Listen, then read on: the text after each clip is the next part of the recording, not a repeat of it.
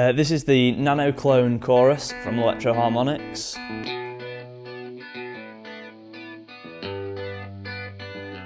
Which is a revision of the small clone, the chorus pedal, in a more budget-friendly shell.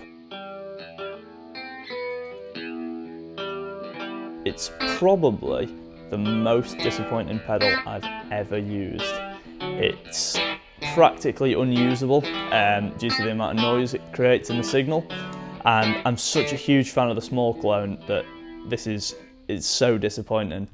So we're going to try the Electro Harmonix Nano clone with the Casio keyboard running through it and see how it performs.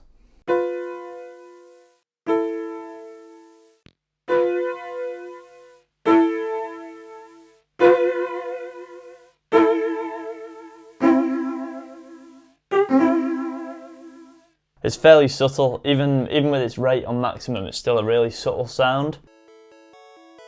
Okay, so we're running a Nintendo Game Boy into an Electro Harmonix Nano clone, as you so often find yourself doing.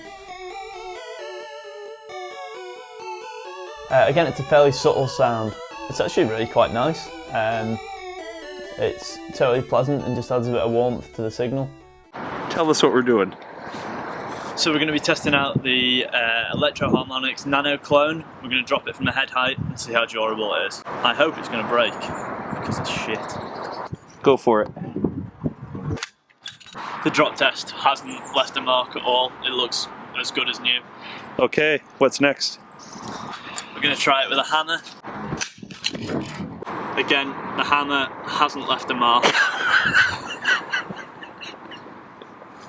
It hasn't left a mark, and the Nano clone is so far an upsettingly durable pedal. So thankfully this time the Nano clone has been well and truly destroyed. It's completely unusable, as it no longer has an input jack. I've been thoroughly underwhelmed by the Nano clone. I'm a huge fan of the small clone and Electro Harmonix's earlier pedals, but the Nano clone is one of the noisiest pedals I've ever used, and I'm really glad it's broken. I think we should give it another hammer. So we've just got the Electro Harmonix Nano clone back to my place, and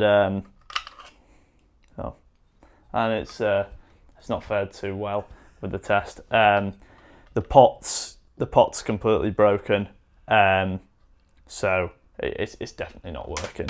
It's just falling to pieces in my hands. So yeah, it's dead Nano clone. So we're going to take it apart and see what's gone wrong.